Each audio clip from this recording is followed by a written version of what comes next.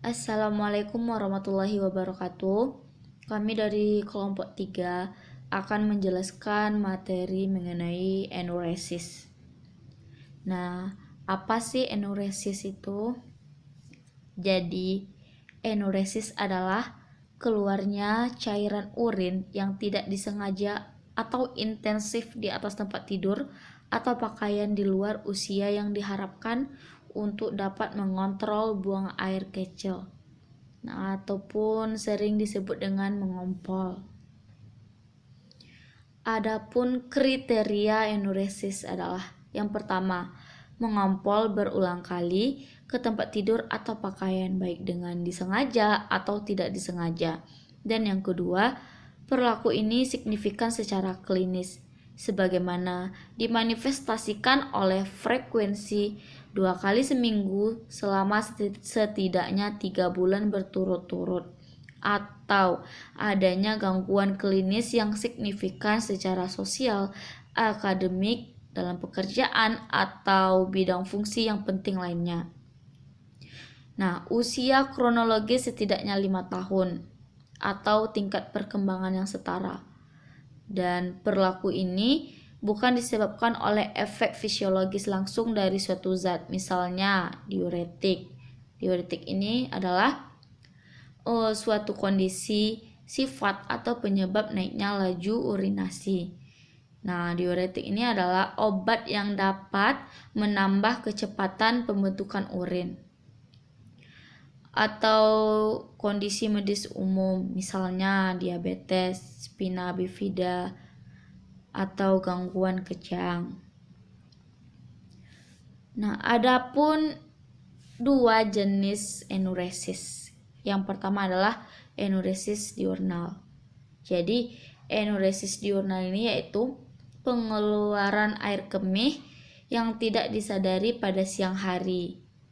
Jadi masalah ini lebih umum ditemui pada anak perempuan dan biasanya disebabkan oleh inkontinensia urgensi atau ketidakstabilan kandung kemih. Dan yang kedua adalah nocturnal enuresis. Ini adalah mengompol di malam hari, terjadi pada anak saat tidur. Adapun dua jenis enuresis nocturnal. Yang pertama adalah enuresis nocturnal primer, yaitu kebiasaan mengompol sudah terjadi sejak bayi dan berulang-ulang tanpa ada suatu periode waktu berhenti. Jadi hal ini disebabkan saraf yang mensarafi kandung kemih masih belum sempurna sehingga anak tidak terbangun saat urin sudah memenuhi kandung kemihnya. Dan yang kedua adalah enuresis nocturnal sekunder. Nah, ini adalah kebiasaan mengompol terulang kembali setelah 3-6 bulan berhenti. Hal ini disebabkan karena adanya depresi, stres yang beremosional, atau karena penyakit yang mendasari seperti diabetes, dan infeksi kandung kemih. Assalamualaikum warahmatullahi wabarakatuh. Baiklah, materi selanjutnya itu tentang diagnosa enkopresis. Yang pertama yaitu enkopresis ini melibatkan terjadinya usia di mana terkontrol pada buang air besar.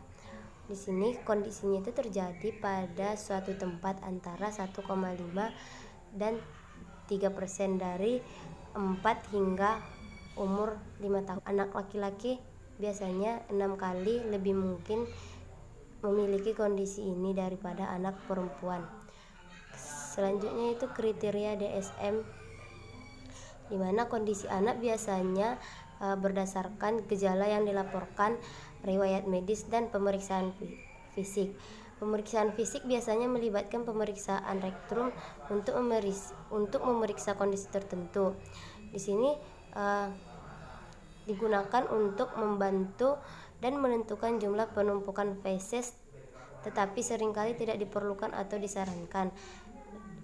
Selain itu, evaluasi psikologis juga dapat digunakan untuk mencari penyebab emosional tersebut. Baiklah, saya Melanie Fauziah. Di sini saya akan menjelaskan tentang tipe-tipe enkopresis dan juga etiologi secara biologis dan individu dari anak-anak dengan gangguan enuresis dan juga enkopresis. Nah, tipe-tipe enkopresis ini sendiri dalam DSM-4 dijelaskan terdapat dua tipe. Yang pertama itu adalah tipe continue atau tipe ini juga dikenal dengan tipe dengan anak yang tidak pernah diberikan toilet training atau pelatihan kebersihan, di mana pada tipe ini biasanya anak-anak ini tidak mengerti eh, di mana seharusnya mereka buang air besar, dan mereka juga tidak mengerti apa yang mereka lakukan, seperti misalnya melakukan buang air besar di tempat yang tidak seharusnya itu tuh tidak sesuai dengan norma yang berlaku. Mereka juga tidak merasa malu karena mereka memang pada dasarnya tidak mengerti dan tidak pernah diberikan uh, pemahaman tentang itu. Kemudian ada tipe discontinue. Nah, tipe ini adalah tipe di mana anak sebenarnya telah diberikan pelatihan kebersihan atau toilet training, tapi pelatihan kebersihan atau toilet training diberikan orang tua ini terlalu memaksakan dan terlalu tegas, sehingga saat hal itu dilakukan atau saat anak itu menjalani toilet trainingnya itu merasa terpaksa, merasa takut, sehingga dia tetap meneruskan perilaku buang air besar di sembarangan tempat itu berlanjut gitu. Uh, di beberapa penelitian, seperti misalnya penelitian yang dilakukan oleh Deliana tahun 92, dia juga menjelaskan bahwa tipe seperti retentif adalah tipe anak yang mengalami enkopresis, tapi dengan tipe seperti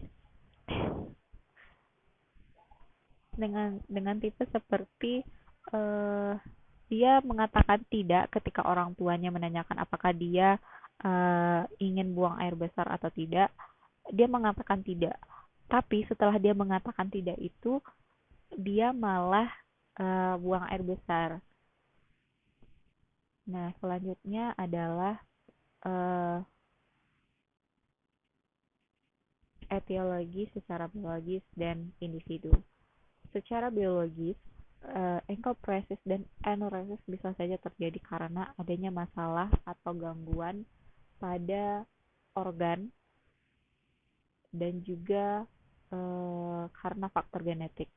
Nah, misalnya pada anak enuresis itu bisa saja terjadi karena adanya gangguan atau penyakit pada kantung kemihnya, sehingga dia tidak bisa mengontrol kapan dia hendak buang air kecil.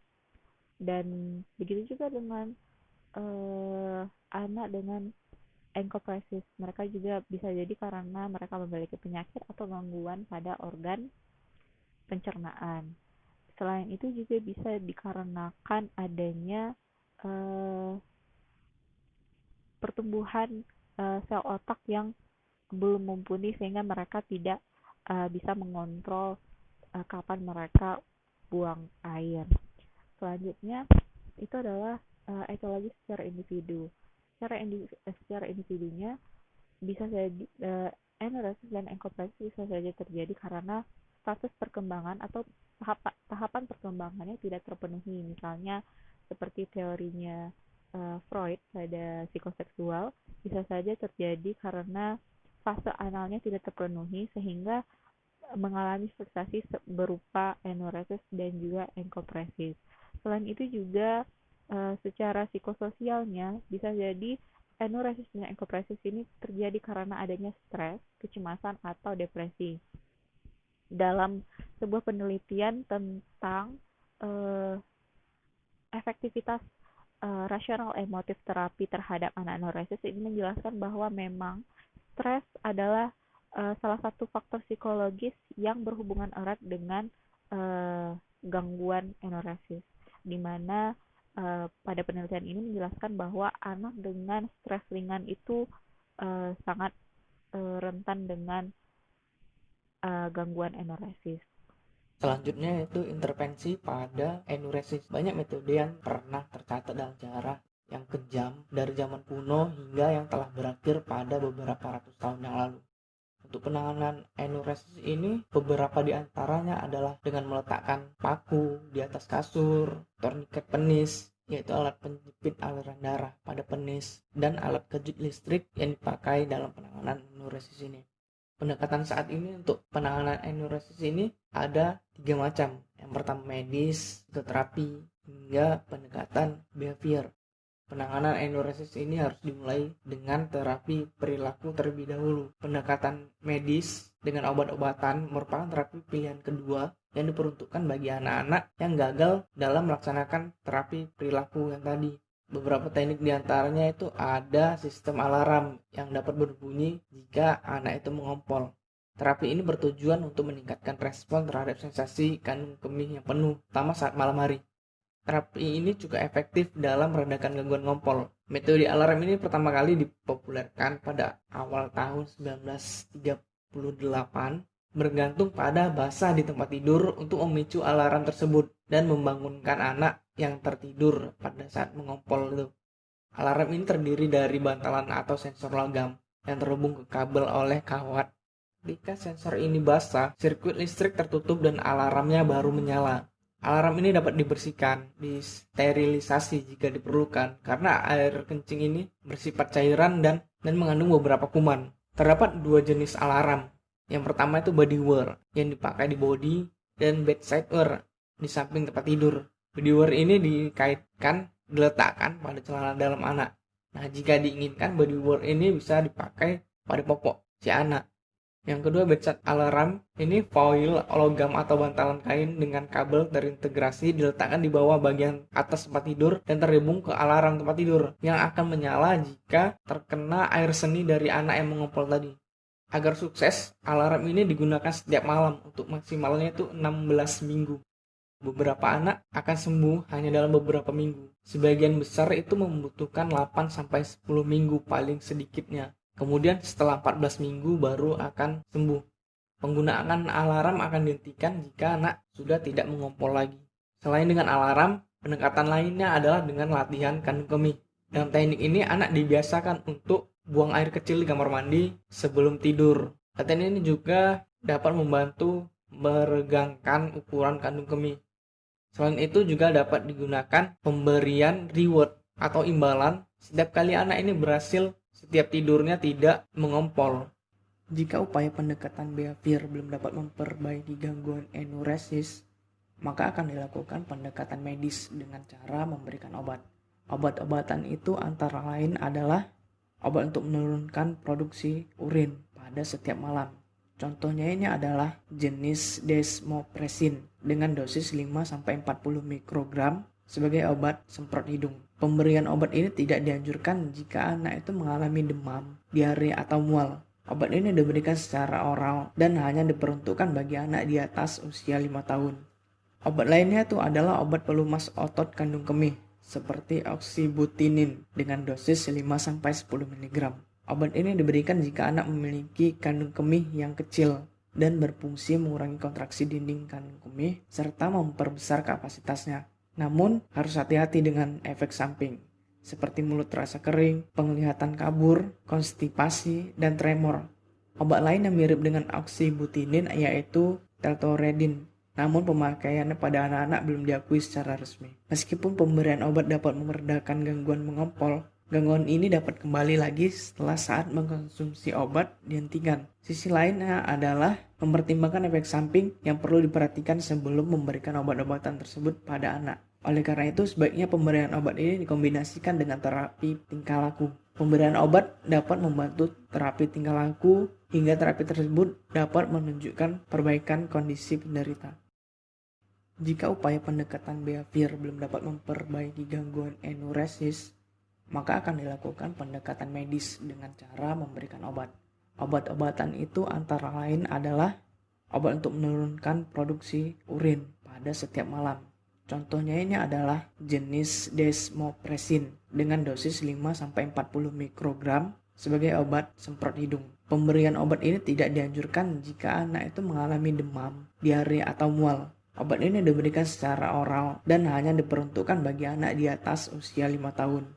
Obat lainnya itu adalah obat pelumas otot kandung kemih seperti oksibutinin dengan dosis 5-10 mg. Obat ini diberikan jika anak memiliki kandung kemih yang kecil dan berfungsi mengurangi kontraksi dinding kandung kemih serta memperbesar kapasitasnya. Namun harus hati-hati dengan efek samping seperti mulut terasa kering, penglihatan kabur, konstipasi, dan tremor. Obat lain yang mirip dengan oksibutinin yaitu teltoredin. Namun pemakaiannya pada anak-anak belum diakui secara resmi. Meskipun pemberian obat dapat meredakan gangguan mengompol, gangguan ini dapat kembali lagi setelah saat mengkonsumsi obat dihentikan. Sisi lainnya adalah mempertimbangkan efek samping yang perlu diperhatikan sebelum memberikan obat-obatan tersebut pada anak. Oleh karena itu, sebaiknya pemberian obat ini dikombinasikan dengan terapi tingkah laku. Pemberian obat dapat membantu terapi tingkah laku hingga terapi tersebut dapat menunjukkan perbaikan kondisi penderita. Pendekatan yang terakhir itu adalah pendekatan psikoanalisa. Teknik yang digunakan itu dengan membayangkan citra positif. Teknik membayangkan atau memikirkan akan terbangun dalam keadaan kering dan tidak mengompol. Itu dapat membantu anak-anak berhenti mengompol.